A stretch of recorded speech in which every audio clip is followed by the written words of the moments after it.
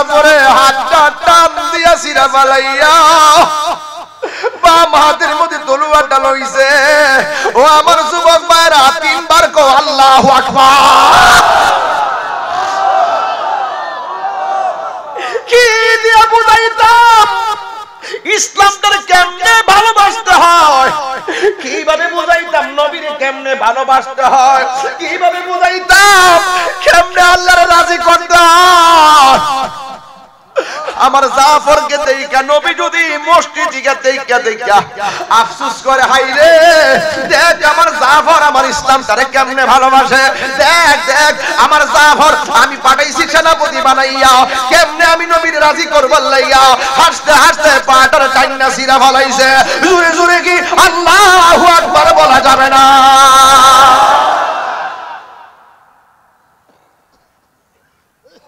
খোদার কসম, হাতটা যখন সিরা ফালাইছে, বাম হাতের মধ্যে তলোয়ারটা লইয়া এমন ভাবে যুদ্ধ শুরু করছে, তার সঙ্গে কেউ পারে না, পারে না। গায়ের জোর না বেলায়েতের জোর। ও তুই ডুব দিলে রূপ দেখতে পাবি রে, ও তুই ডুব দিলে রূপ দেখতে পাবি রে, পাবে তোর খুদে মহাজন, পাবে তোর খুদে মহাজন। পীরের দিল দরিয়ায় ডুবে দেখ ওরে পাগল মন, পীরের দিল দরিয়ায় ডুবে দেখ ওরে পাগল মন। আল্লাহ পাক চেহারা চাইতো না, কণ্ঠ কণ্ঠ ইতা গুড়ার ডিম। আল্লাহ নিয়ামত দিছে, যদি অহংকার করো শেষ। বহুত কণ্ঠওয়ালা হুজুরের ওয়াজ মারিদ বয়া বয়া শুনছি, আজকে তারা বার্ধক্যজনিত কারণে ওয়াজ করতে পারতেছে না। বহুত কণ্ঠওয়ালা বক্তা দুনিয়া ছেড়ে চলে গেছে। আমিও জানি হাজার চেষ্টা করলো এত জোরে 42 বছর তো চলতেছে, এত জোরে চিল্লাতে পারতাম না। কিন্তু জুবাইর ওয়াজ মিডিয়া, ইসলামী শান্তির পথ। ভালো যদি নবীকে বাসবেন, বাসার মতো বাসতে হবে। ভালো যদি আল্লাহকে বাসবেন, বাসার মতো বাসতে হবে। কোরআন যদি মানবেন, মানার মতো মানতে হবে। মা বাবাকে খেদমত করলে করার মতো করতে হবে। যুবকের দল, পায়ের মধ্যে হাত দিয়া বলি, এই দুনিয়া বড় ক্ষণস্থায়ী। দুনিয়াটারে তুচ্ছ মনে করেন, আমার আল্লাহকে শ্রেষ্ঠ মনে করেন, আমার নবীকে শ্রেষ্ঠ মনে করেন। দেখবেন যে এই কবরে কোনো মানুষ আপন হবে না। ওই কবরে আমার নবী সশরীরে আসার ক্ষমতা আছে না? না।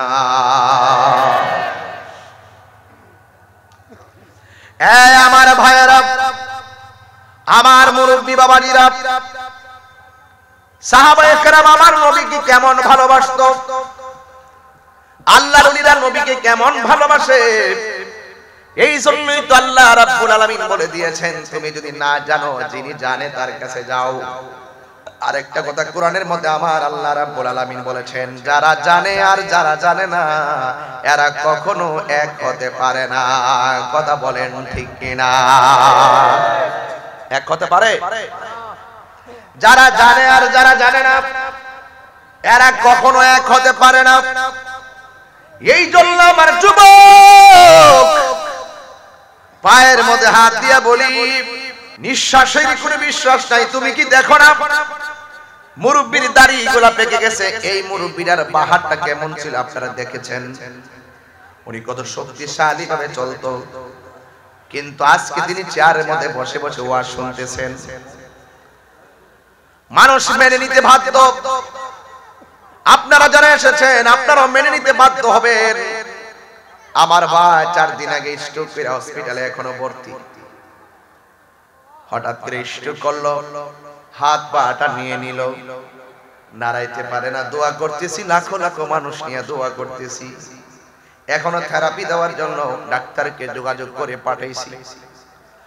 হ্যাঁ যুবক ভাইয়ের আমার, অথচ আমার ভাই হাত দিয়া কত কাজ করছে। এই হাতটা যখন ড্যামেজ হয়ে গেল তিনি বুঝতেছেন হাতের দামটা কত, তিনি বুঝতেছেন পায়ের দামটা কত। 2টা বাল্ব গেলে বোঝা যাবে বাল্বের দামটা কত। 2টা কিডনি গেলে বুঝবেন কিডনির দাম কত। 2টা চোখ গেলে বুঝবেন চোখের দাম কত। অথচ আল্লাহ আপনার হাত ভালো রাখছে। দৈনিক 3টা 4টা করে মাহফিল করি, এত জোরে চিল্লায়, 1 ঘন্টা মাইকিং করলে গলা ভাঙা যায়। অনেকে আমার জিজ্ঞাসা, হুজুর এমন ভাবে চিল্লান গলা কেন ভাঙে না? আমি বলছি না, গলা ভাঙে, কিন্তু আর যতটুকু ভালো থাকি, সুখে থাকলো আমার রব যিনি, দুঃখে থাকলো আমার রব তিনি। আলহামদুলিল্লাহ আলা কুল্লি হাল। আমি বলি আমার কোনো শক্তি নাই, সুন্দর করে কথা বলা, কণ্ঠ দিয়ে কথা বলা, আর মনের মাধুরীতে মিশে কথা বলা, আর কোরআন তেলাওয়াত করা, এই সুন্দর পিছনে একজন কারিগর। জবান খুলে বলুন তিনি কে? গোলাপ ফুলের ভিতরে গন্ধটা যেমন, আমার আল্লাহ রাব্বুল আলামিন আর হাবিব হলো তেমন। জোরে কোন সুবহানাল্লাহ। আল্লাহ মানা নবী মানা নয়, নবী মানলে আল্লাহ মানা হয়। কথা বলেন ঠিক কিনা? এই কথা তাহিরি কয় না, এই কথা তাহিরি কয় না, আল্লাহ তাআলা কয় আল্লাহ মানা নবী মানা নয়, নবী মানলে আল্লাহ মানা হয়। ঠিক কিনা? এ বন্ধুরি, ও যুবক ভাইয়েরা আমার, অনুরোধ করে বলি, পায়ে ধরে বলি, এই আজকের মাহফিলটা সত্যি কেমন কেমন যেন লাগতেছে। মানুষগুলা এত নীরব, আমি কথা বলছি 20 মিনিট, একটা মানুষ মাথা লড়াই নাই। অথচ আগে আইসা 12 মিনিট খুতবা পড়ছি, 30 মিনিট জিকির করছি, এরপরে পুস্টার পড়ছি, 1 ঘন্টা গেছে গা, আর আধা ঘন্টা ওয়াজ করে গেছি গা। এখন মনে মনে ভাবতেছি হায়াত কইমা যাইতেছে, যতটুকুন কথা বইলা দিয়া যাইতে পারি। একটা লোক যদি হেদায়েত হয়ে যায়, এই ওসিলা আমার জীবনের গুনাহ মাফ হইতে পারে কি পারে না? দম ফুরাইলে সবই বন্ধু রে বন্ধু, যাইবার কালে আপন পাইবা না।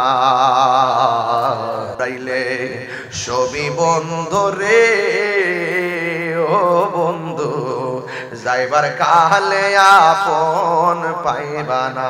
ঠিক কি না বলে? হাই রে,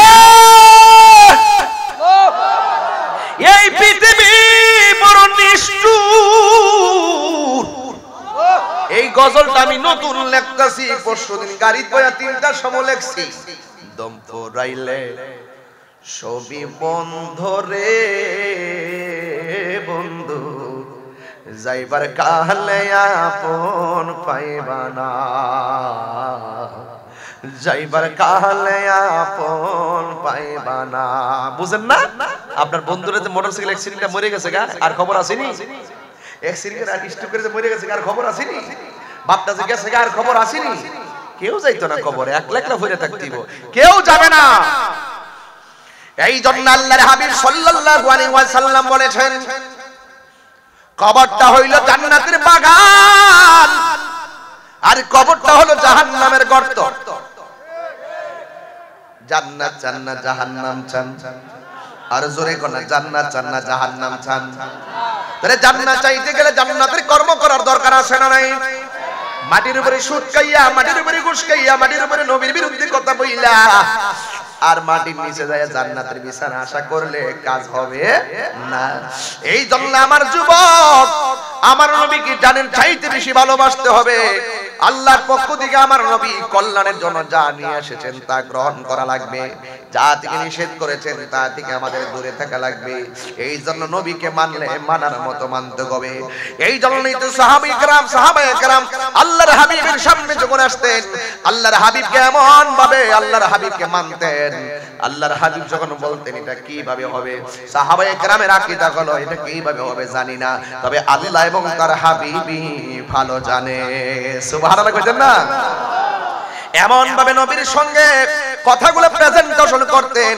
আল্লাহর হাবিব সাল্লাল্লাহু আলাইহি ওয়াসাল্লাম একদিন মসজিদের মিম্বরে চেহারাগুলো একবারে লাল লাল বর্ণ হয়ে গেছে। সাহাবায়ে কেরাম জিজ্ঞাসা করার সুযোগ পায় না, ইয়া রাসূলুল্লাহ আপনার চেহারাটা কেন এমন ভাবে মলিন হয়ে গেছে? আমরা কিন্তু নবীর জানের চাইতে বেশি ভালোবাসতে হবে, মায়ের চাইতে বেশি ভালোবাসতে হবে। আমরা কিন্তু দুনিয়ার সমস্ত মানুষের চাইতে আমার নবীরে ভালোবাসতে হবে। সাহাবায়ে কেরাম দেখা গেছে, ও যুবকের দল, ও বন্ধুরে, সাহাবায়ে কেরাম আমার নবীরে এমন ভালোবাসতে হুকুম দিয়েছে, লাফ মাইরা পড়ে গেছে। আমার দেশের মধ্যে কিন্তু এখন দুই ধরনের মানুষ দেখা যায়। কিছু কিছু পিশাব আছে খানকা নির্ভর হয়ে গেছে।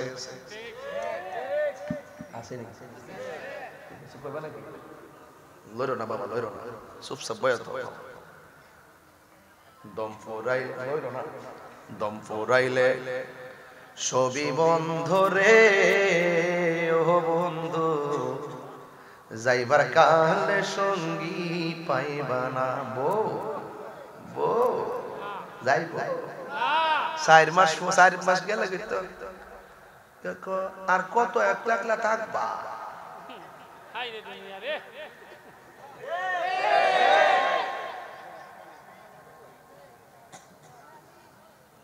কষ্ট হইতেছে আপনারা? ঠান্ডা মাথায় ওয়াজ করতেছে, শান হইব না আজকে? শান চলবে, এক বুড়া বেটা কো শান চলবে, বেড়া দিওন জোয়ান হইও। সাসি জানে কি অবস্থা, আল্লাহই জানে। আসিনি রে বেড়া, আল্লাহ আল্লাহ হায়াত রাস করো। অন তো এই বেড়াই তুই কিন্তু রিকশার মধ্যে উঠে সাসিরে লইয়া পান্ডারে 3টা ভাগ করে রাখো নাও দাঁড়া। আর ওহনের যে বেড়া ফুলাফা হে চাইনিজ কা কুটুম বাড়ি, আর এটা করার মধ্যে মাছ লইয়া খাইলা একটা একটার খবর মায়া কমে গেছে গা বাজার, দয়া কমে গেছে গা। তুচ্ছ ঘটনারে কেন্দ্র কইরা ছুরি দিয়া কুবায়া মানুষকে মেরে নিতেছে। হাই হাই হাই, এত বড় স্বার্থপর নির্দয়। আরে কালকে শুনলাম এর মারতে মারতে মারতে একটা ফার্মাসে এই যে দুধকে পিছন দিয়ে ফেলে দিয়েছে, ঘরের ভিতরে টান্দা ঢুকাই নিয়ে মারিলিছে। দম পড়াইলে ছবি বন্ধ রে বন্ধু যাইবার কালে আপন পাইবা না। আল্লাহু আকবার কইতেন না? এর বেশি সামনে যাব না, গজলটা নতুন আসতেছে, রিলিজ হবে ইনশাআল্লাহ।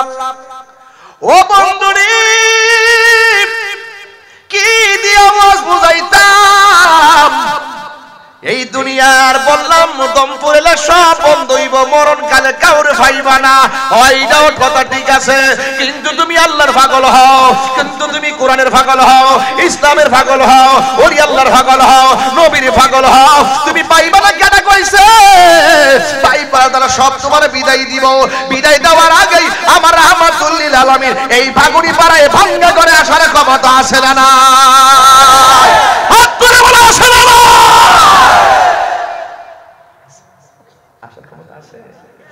তোর প্রেমিক হইতে দিব। কি দিব? প্রেমিক হতে হবে, প্রেমিক। সাহাবায়ে কেরাম প্রেমিক ছিল। আমার নবী, আপনার নবী বলে, সাহাবী যুদ্ধের ময়দানে যাও। যুদ্ধের ময়দানে নবী পাঠাইয়া ওই মুহূর্তে আল্লাহর হাবিব সাল্লাল্লাহু আলাইহি সাল্লাম মসজিদের মিম্বারের ভিতরে জোরে কি সুবহানাল্লাহ বলা যাবে না? চেহারাটা লাল বর্ণ হয়ে গেছে। আমাদের বাবা যখন ঘরের ভিতরে ঢুকতো চেহারাটা একটু মলিন দেখলে ভয় পাইছি, না জানি কি হইছে। কিন্তু সাহাবায়ে কেরাম আমার নবীর যখন একটু চেহারাটা লাল লাল বর্ণ, নূরানি সুরত মুবারক একটু যখন কেমন কেমন ভাব দেখেছেন, সাহাবায়ে কেরামের মধ্যে কেউ কথা বলতে সাহস পায় না। যিনি সাহস করেছেন তিনি হলো আমার নবীর বরাবর দাঁড়ায়া মসজিদের ইকামত দিতেন, নামাজের ইকামত দিতেন, যার নাম হইল হযরতে বেলাল রাদিয়াল্লাহু তাআলা আনহু। আল্লাহু আকবার কোন, আল্লাহু আকবার কোন। বেলাল রাদিয়াল্লাহু তাআলা আনহু আমার নবীর ডাক দিয়ে কি, ইয়া রাসূলুল্লাহ, নবী গো, হো মায়ার নবী, আমরা দেখতেছি আপনি খুতবা পড়তেছেন, খুতবার ভিতরে চেহারাটা মলিন হয়ে গেছে, আর চেহারাটা লাল লাল ভাব হয়ে গেছে, আর কপাল মুবারকের ভিতরে পসিনা মুবারক গুলা মুক্তার দানার মতন চিক চিক চিক চিক করতেছে, আর ওই ঘাম মুবারক পসিনা মুবারক থেকে মেশকে আম্বরের গ্রান বাহির হইতাছে। ইয়া রাসূলুল্লাহ, ইয়া হাবিবাল্লাহ, নবী গো।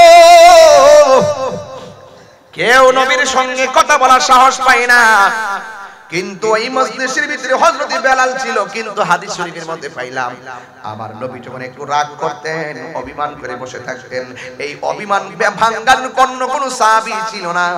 একটা সাহাবী ছিল যার নাম হইল হযরতে মাওলা আলী। আর এই মসজিদের ভিতরে হযরত বেলাল রাদিয়াল্লাহু তাআলা আনহু বলেন, ইয়া রাসূলুল্লাহ, ইয়া হাবিবাল্লাহ, নবী গো, আপনি ঘর মসজিদের ভিতরে খুতবা পড়তেছেন, দেখলাম চেহারাটা মলিন মলিন দেখা যায়, কিন্তু খুতবার ভিতরে আপনি কয়েকটা শব্দ অতিরিক্ত বললেন, অতিরিক্ত যেই শব্দগুলো খুতবার ভিতরে নাই। ইয়া রাসূলুল্লাহ, চেহারাটা এমন করলেন কেন, মনে হয় একটা কষ্ট আছে। কি কষ্ট একটু বলেন না, কোনো অসুবিধা আছে নি একটু বলেন না। সাহাবায়ে কেরাম নবীর কষ্ট সহ্য করতে পারতো না, সাহাবায়ে কেরাম সব সময় নবীর হুকুমের অপেক্ষা করত। কথা বলেন ঠিক কিনা? আমরা দেশের কিছু বিশ্বাস আছে খানকা নির্ভর হয়ে গেছে, রাজপথে পাওয়া যায় না। কথা বলেন ঠিক কিনা?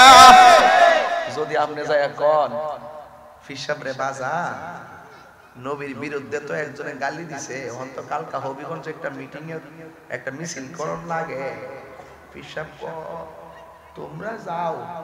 আল্লাহ আল্লাহ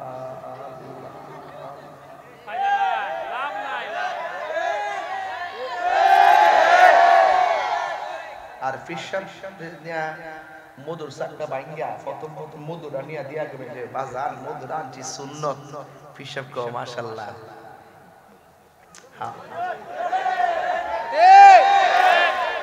ওই যে মধু খাওয়া সুন্নত মজা লাগে, এটা খুব সুন্নতটা পালন করে। পিসাবরে বুঝতে হবে, পিসাবরে বুঝতে হবে, আমি রাগ করি কেন এটাও বুঝতে হবে, আমি চিল্লাই কেন এটাও বুঝতে হবে। আমার ধারা দুই তিনটা, আমার কথা হলো আল্লাহর হাবিব খারা গুহায় ধ্যান করেছেন, এটাও ইসলাম।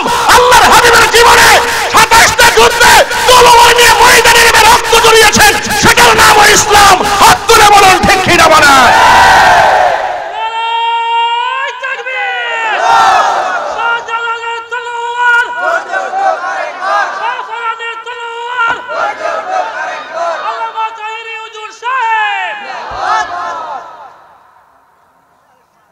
আর মিসওয়াক করব, এটা সুন্নত।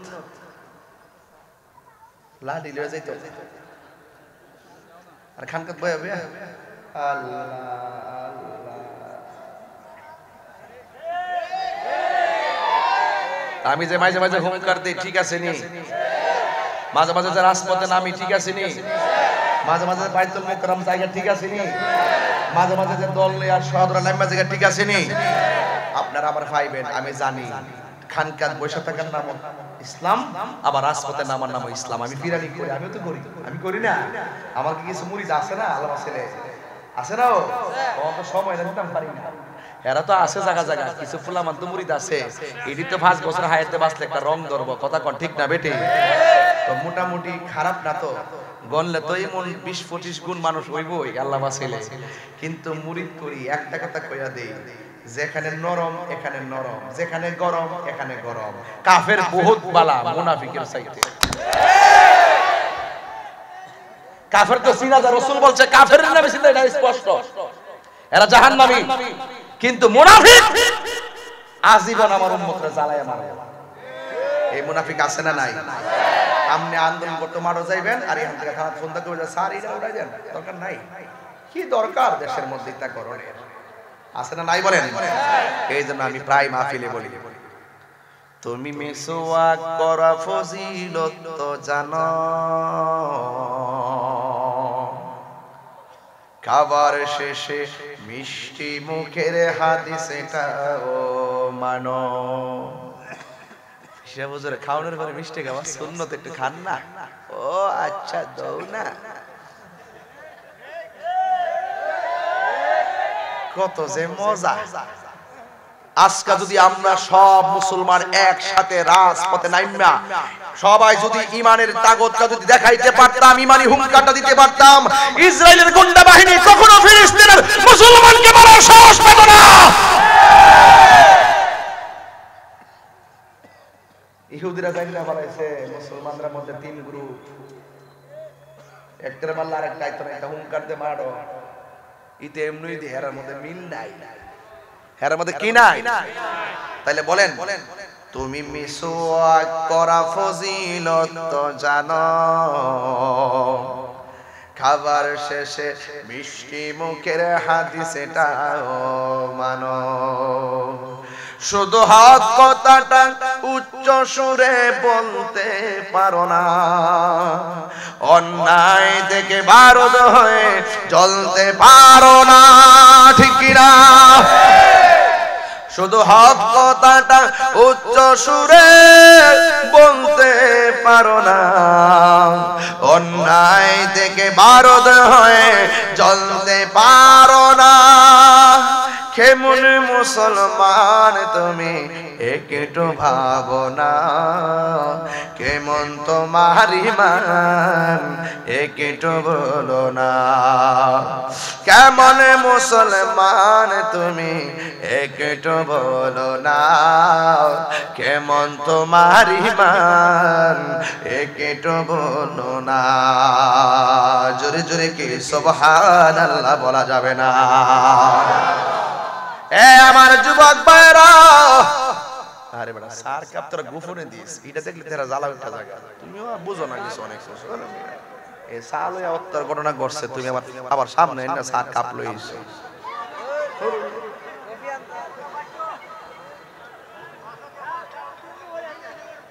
বাবা কিও আর শুনতেন?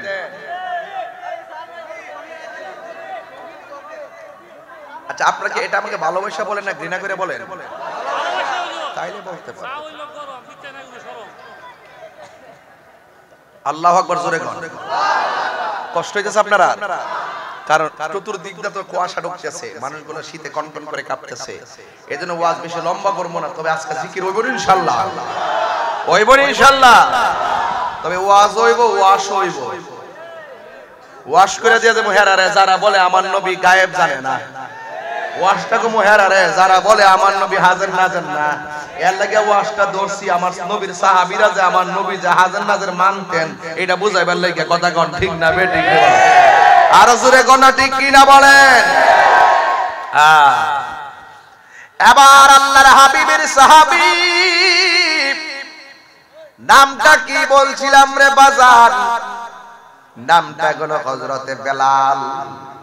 আমার নবী বলে, বেলাল আমি নবী হাসরের ময়দানে কসুয়া নামক উটের উপরে বসবো, ওই উটের গলার মধ্যে একটা রশি থাকবো, রশিটা টাইনা টাইনা তুমি আমার জান্নাতের দিকে নিয়ে যাইবা।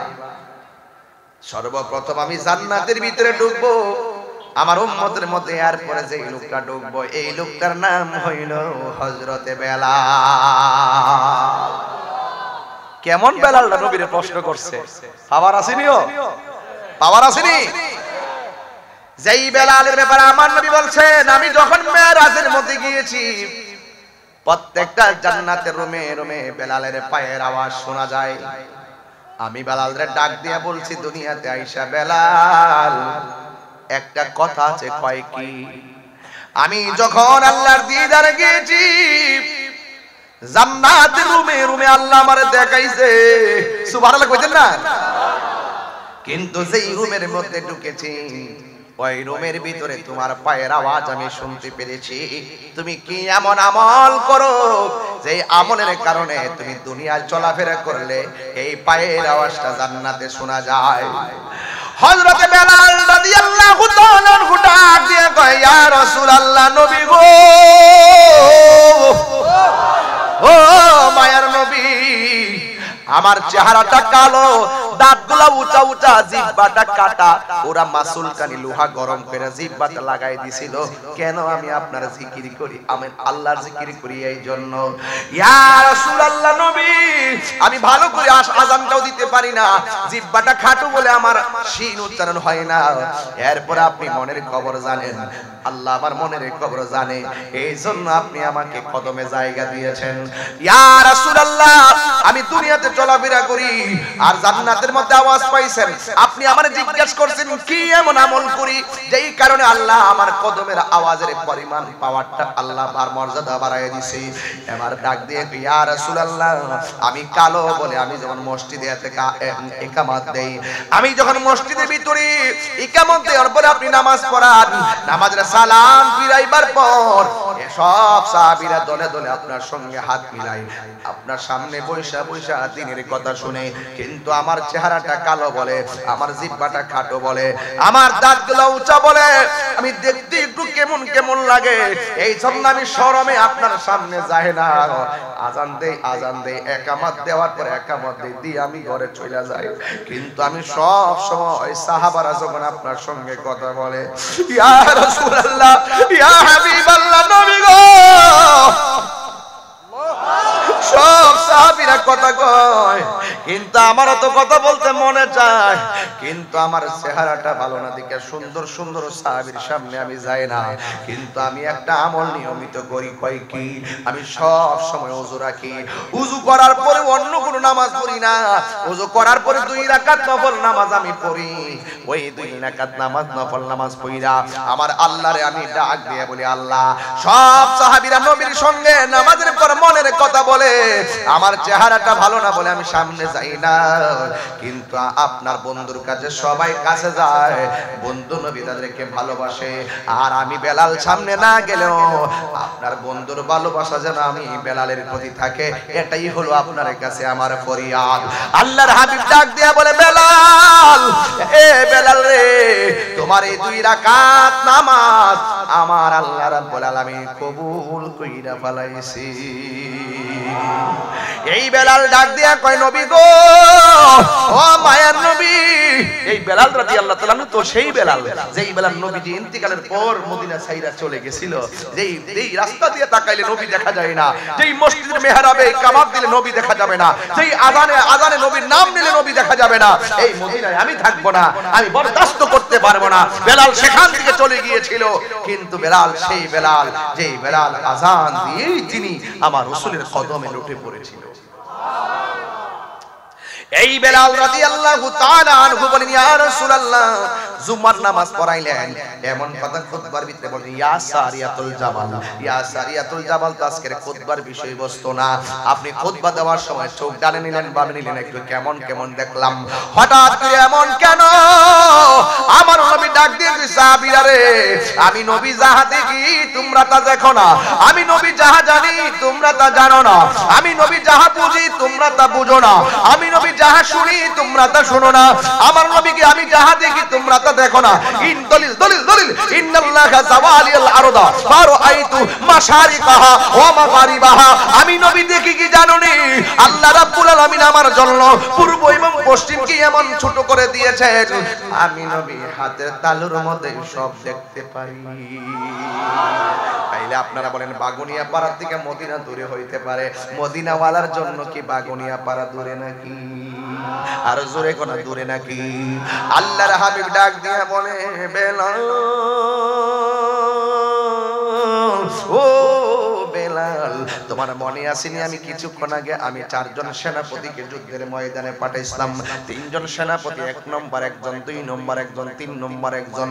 এর মধ্যে 1 নম্বর যে আমি মসজিদের মধ্যে নামাজ পড়াইতেছি, কিন্তু আমি ওই খুতবার ভিতরে আমি চোখ আমার সেই যুদ্ধের ময়দানে গিয়েছে, আমি দেখতেছি আমার প্রথম সাহাবীটা যুদ্ধের ময়দানে শহীদ হয়ে গেছে, এরপরে দ্বিতীয় সাহাবীটা শহীদ হয়ে গেছে। এই যুদ্ধের পতাকা একের পর এক আমার সেনাপতিগুলো শহীদ হইয়া যাইতেছে। এরপরে আমার সাহাবী জাফরে হাতের মধ্যে তলোয়ারটা নিয়েছে, তলোয়ারটা নিয়ে যুদ্ধ করা শুরু করছে বীরত্বের সাথে। জাফরের সঙ্গে কেউ পারে না।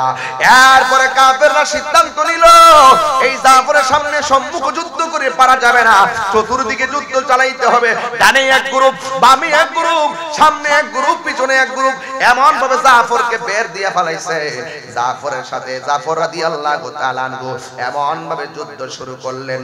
বন্ধুরে আমার, ও আমার বাগুনিয়া পাড়ার বাবারা, এই ওয়াজটা করলে আমার কলিজা পাক বাগ হইয়া যায়। আমার তো মনে হয় যে এই মানুষগুলা বাগুনিয়া পাড়া 11:30 পরে কুয়াশার মধ্যে বইয়া থাকে, নবীর ওয়াজ শুননা যেমনে পাগল। এরা যদি নবীর আমলটা পাইতো, আমার নবীর গায়ের মধ্যে পাথর লাগার আগে আমরা বাগুনিয়া পাড়ার মানুষের মাথায় পাথর নিয়ে নিতাম। ঠিক কি না বলো? জন্ম আমার নবীর যুগে হলে কেমন হতো, জন্ম আমার নবীর যুগে হলে কেমন হতো, দুনয়নে রাসূল পাক দেখলে কেমন হতো, দুনয়নে রাসূল পাক দেখলে কেমন হতো, জন্ম আমার নবীর যুগে হলে কেমন হতো। আসিত ভেসে হযরতে বেলালের মধুর আযান, সেই আজানে ছিল এমন প্রেম মুগ্ধ রহমান। আসিত ভেসে হযরতে বেলালের মধুর আযান, সেই আজানে ছিল এমন প্রেম মুগ্ধ রহমান। দয়াল নবীর পিছে নামাজ পড়লে কেমন হতো, সুবহানাল্লাহ পড়বেন না? জন্ম আমার নবীর যুগে হলে কেমন হতো, জন্ম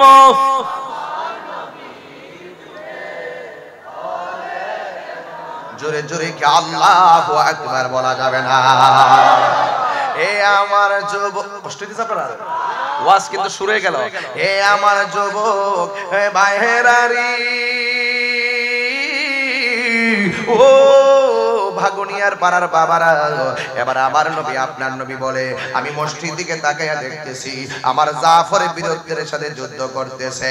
একটা বিয়াদব আমার জাফর ডান হাতের মধ্যে পিছন দিক দিয়ে এমন জোরে কোপ মারছে, জাফরের হাতটা অর্ধেক কাইটটা অর্ধেকটা ঝুলতাছে, আর ডান হাত থেকে তলোয়ারটা মাটিতে পড়ে গেছে। এই তলোয়ার কিন্তু আমরা দেশের তলোয়ারের মতো নয়, অনেক লোহার তলোয়ার, অনেক ওজন। এই তলোয়ারটা হাত থেকে পড়ে গেছে, ডান হাতটারে অর্ধেকটা কাইটটা বালাইছে বিয়াদবের গোষ্ঠীরা। কিন্তু আমার জাফরে কি করছে জানেন বন্ধুরে? আমার জাফরে বাম হাতের মধ্যে তলোয়ারটা লইয়া যুদ্ধ করা শুরু করছে। আপনারা একটু জবান খুলে কোন নাই, আপনারা একটু জবান খুলে কোন না, হযরত জাফরের শরীরের মধ্যে কি গায়ের জোর না বেলায়েতের জোর? আর জোরে কোন না কিসের জোর? এরপরে বাম হাতের মধ্যে তলোয়ারটা লইয়া এমন ভাবে যুদ্ধ শুরু করলো, ওরা কোনোভাবেই পারে না। কিন্তু জাফর একটা সমস্যা হয়েছে কি জানেন নি? ডান হাতটা তো অর্ধেকটা কাটছে, অর্ধেকটা হাত লড়াছড়া করে, কুপ দিতে গেলে এটা লড়াছড়া করে, কিন্তু এই হাতটা একটু সমস্যা হইতাছে। হযরত জাফর কি করছে জানেন নি? আমার নবীকে আমি তাকাইয়া দেখি আমার জাফরের ডান হাতটা অর্ধেকটা ঝুলতাছে, আর জাফরের পায়ের নিচে হাতটারে ফালাইয়া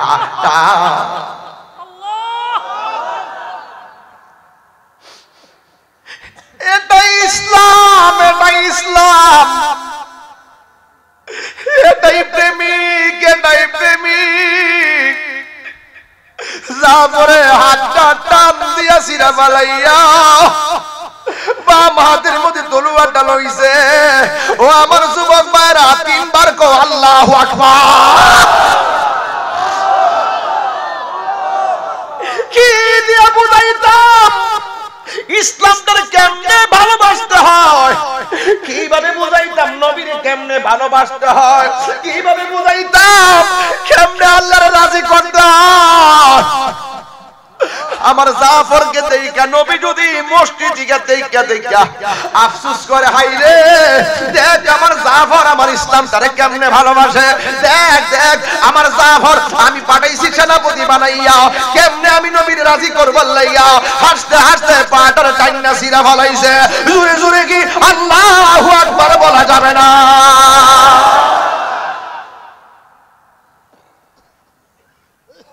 খোদার কসম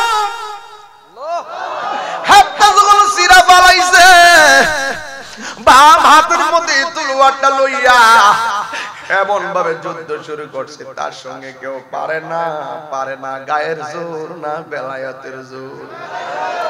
ও তুই ডুব দিলে রূপ দেখতে পাবি রে, ও তুই ডুব দিলে রূপ দেখতে পাবি রে, পাবে তোর খুদে মহাজন, পাবে তোর খুদে মহাজন।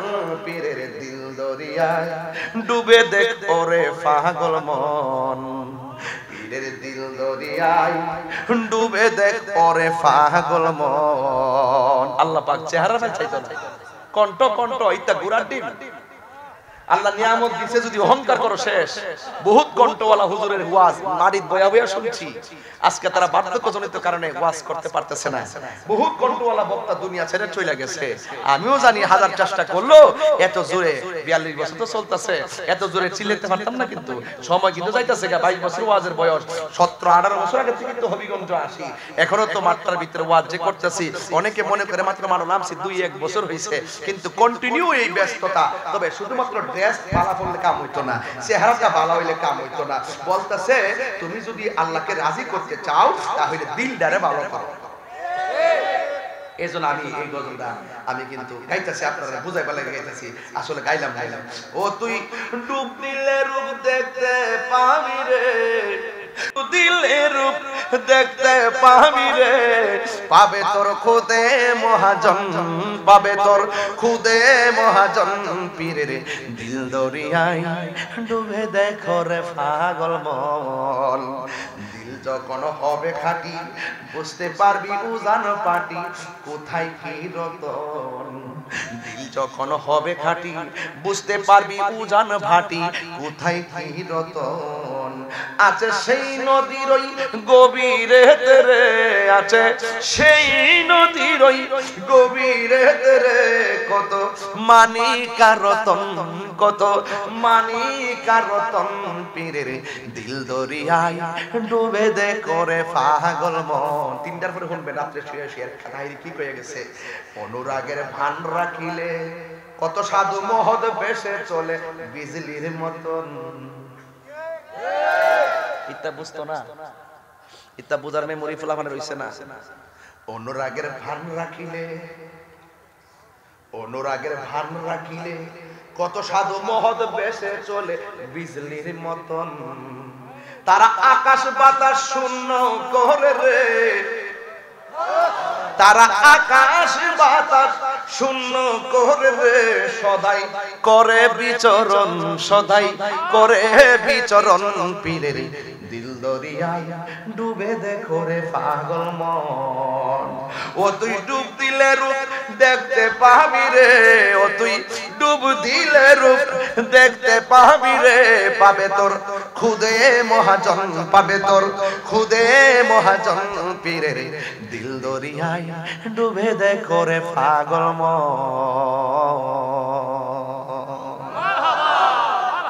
কষ্ট হইছে আপনারা?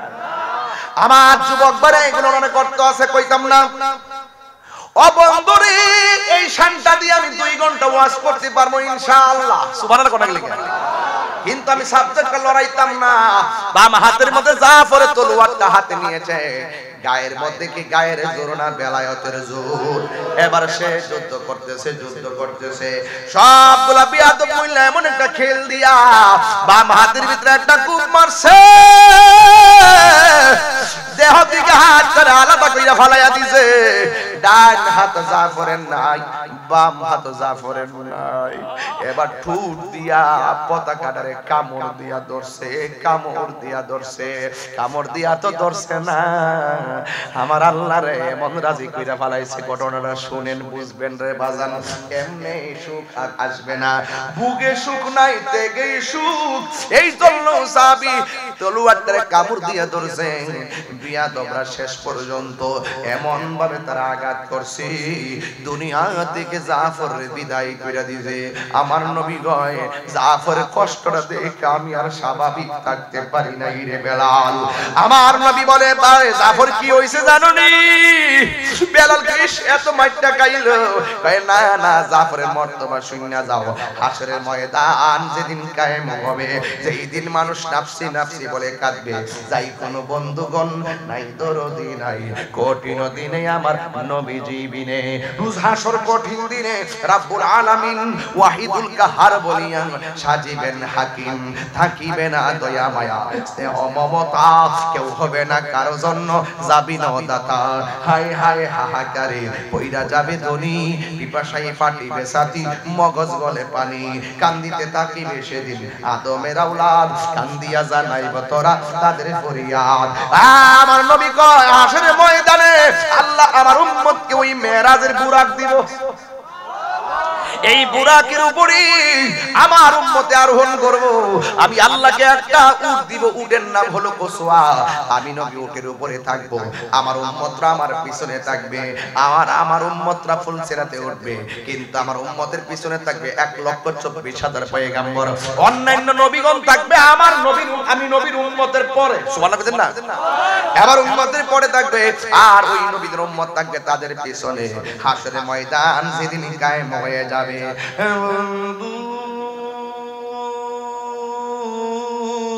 ও বাগুনিয়া পাড়ার বাবারা, ও আমার যুবক ভাইয়েরা, এবার আমার নবী বলেন, হাসরের ময়দান নিজের গামে নিজেরা সাঁতার কাটবো, নাফসি নাফসি বলে কাঁদবো, কেউ কাউরে চিনবে না, কেউ কাউরে চিনবে না। বন্ধুরে আমার নবী বলেন, সবাই বুরাকের উপরে উঠতে উঠতে যাবে, লাইন ধরে ধরে যাবে। একটা মাত্র বান্দা হাসরের ময়দানে মানুষের মাথার উপরে দুইটা পাখির ডানা লাগাইয়া উইরা উইরা যাইব। মুর্শিদ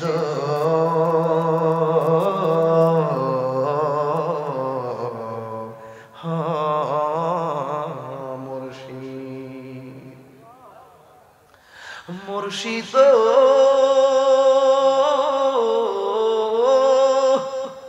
ও মুর্শিদ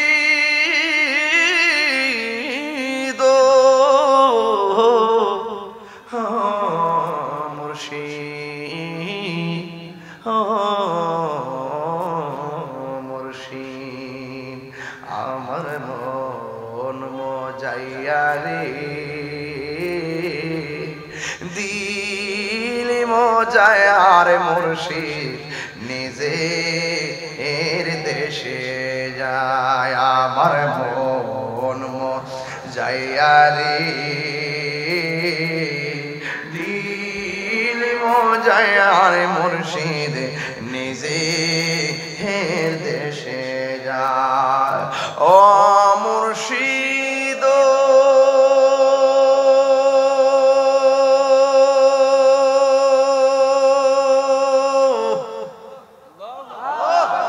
একে আমার বাঙ্গানা, তার উপরে তুফান বাও, কখনো জানি সেই ঘর ভাঙ্গা পড়ে রে, কখনো জানে সেই ঘর ভাঙ্গা পড়ে রে। আবরিনে বাড়ি রে, কাঞ্চা বাঁশের বেড়া রে, আবরিনে বাড়ি রে, কাঞ্চা বাঁশের বেড়া রে, বাজার লুটিয়া নিল চোরাই রে। আমার মন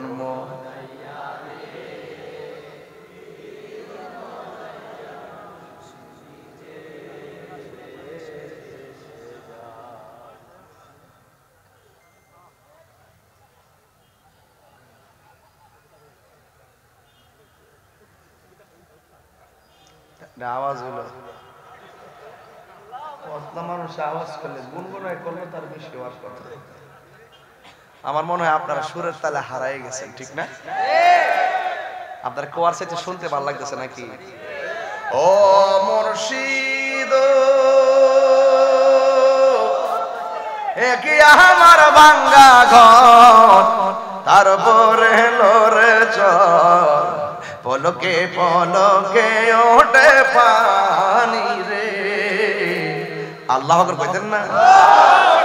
আপের নেওয়ারি রে, কাঞ্চা বাঁশের বেড়া রে, বাজার লটিয়া নিল চোরাই রে।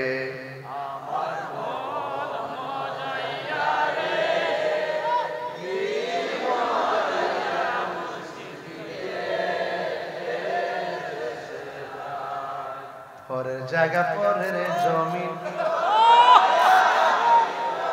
আমি তো সেই ঘরের মালিক নই, ঠিক কিনা? জমিদারের ইচ্ছা মতো দেই না জমি চাষ, তাই তো ফসল ফল না আর দুঃখ। ওই দেখ বেটা গরম লাগেছে রে, ওই দেখ কুট খুলে লাইছে। আরে বাবা রে, বেটা দি পাগলা রে, বাপ রে, গরম লাগেছে গা, বেটা কুট খুলে লাইছে দি। বেটা করছে কুট নৌকাই দিবে বুট, বুঝাই যা। আমারে মন সরি না, পরে জায়গা পরের জমিন, আমি তো সেই ঘরের মালিক নয়, সেই ঘর কানাজার জমিদারি,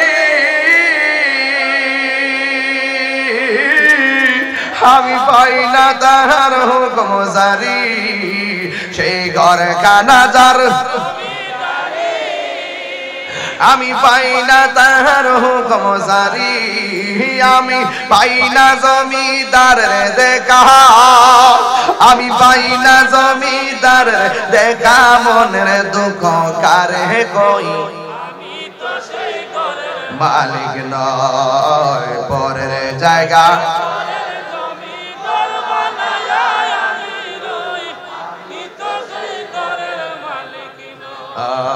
জমিদারের ইচ্ছা মতো দেই না জমি চাষ, তাই তো ফসল ফলে না আর দুঃখ 12 মাস। সেরা তো মনে করতেছে কোন জমির কথা কইছি?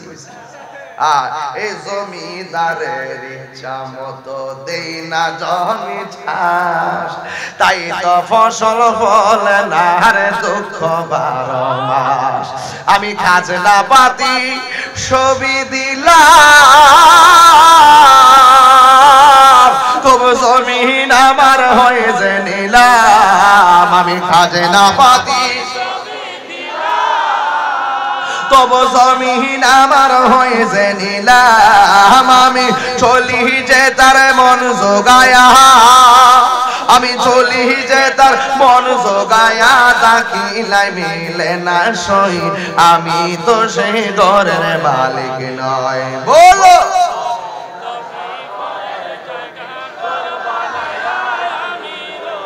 আমি তো সেই ঘরের মালিক নয়, বলো পরের জায়গা পরের জমি, আমি তো সেই ঘরের মালিক নয়। খারাপ লাগছে? বাড়ি বাড়ি কইরো না, ঘর ঘর কইরো না, আসল ঘরের নাম হইল কবর। কথা কোন ঠিক কিনা? সাহাবীরা জীবন দিতেছে কবরের আযাবের ভয় কইরা, দিনের পথে যাইকা জীবন দিলে কবরে সুখ পাওয়া যাবে। সারা রাত বাগুনিয়া পারে ওয়া শুনতেছে কবরের ডরাইয়া, একটা রাত আল্লাহ কবুল করে ফেলাইলে আধার ঘরটা আলোকিত হইয়া যাইব। কথা বলেন ঠিক কিনা? আর অন্য কিছু আছে রে বাবা? অন্য কোনো চাওয়া নাই পাওয়া নাই। হে বন্ধু রে, আমার নবী বলে হাসরের ময়দানে সব দলে দলে যাবে জান্নাতের ভিতরে, একটা মানুষ সবার মাথার উপর দিয়া পাখির ডানা লাগাইয়া লাগাইয়া উইরা উইরা বেহেশতে যাইব। আমার নবীকে সাহাবীরা জানেনি এই সাহাবীটার নাম কি? কয় নবী গো কে?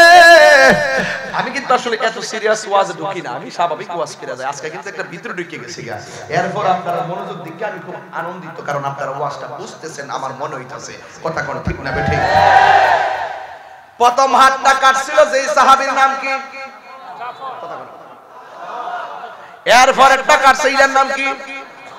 দুই হাত কাটটা ফালাইছে। বন্ধুরে জাফর লাশ আসমানে নিয়া গোসল করাইছে কে?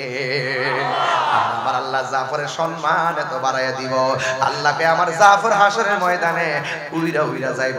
ডাইন হাতের জায়গার মধ্যে একটা পাখির ডানা লাগাইয়া দিব, বাম হাতের ডানার মধ্যে পাখির ডানা লাগাইয়া দিব। ওই দুইটা পাখির ডানা লাগাইয়া, এও আবার গাছের ডালের পাখির ডানার মতো পাখি নয়, আল্লাহর হাবিব বলে ওই পাখিগুলো হবে নূরের পাখা।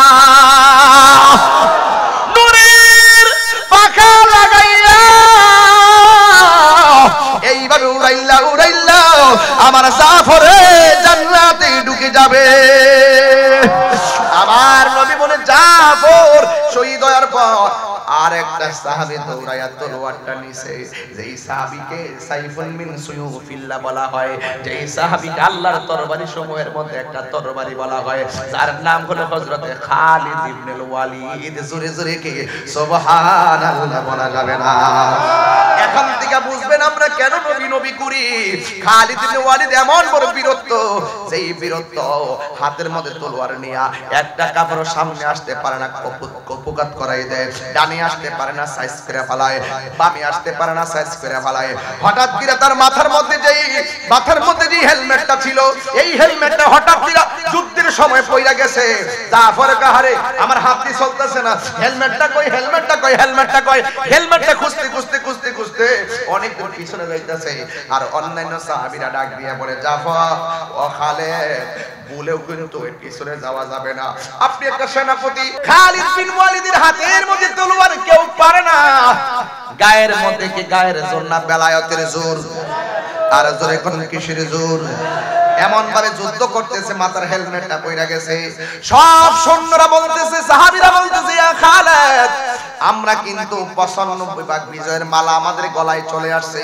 এখন যদি আপনি চইলা যান তাইলে তো আমরা যুদ্ধের মধ্যে হাইরা যামু। এবার তিনি বলতেছে, আমি যাইতেছি, আমার মাথার টুপটা পাইতাছি না। আরে টুপটা আমরা খুঁজা দিব না, আপনি পিছনে যাইেন না। কয় না না, এই টুপটা আমার লাগবে। এবার কয় টুপটা আমার লাগবে। কয় কেন? কয় টুপটা আমার পাইতেই হবে। এবার টুপটা খুঁজতে খুঁজতে খুঁজতে খুঁজতে যাইয়া দেখে বালুর মধ্যে গোড়ার পাউটা পইরা একবারে তোলায় দূষিত হইয়া গেছে।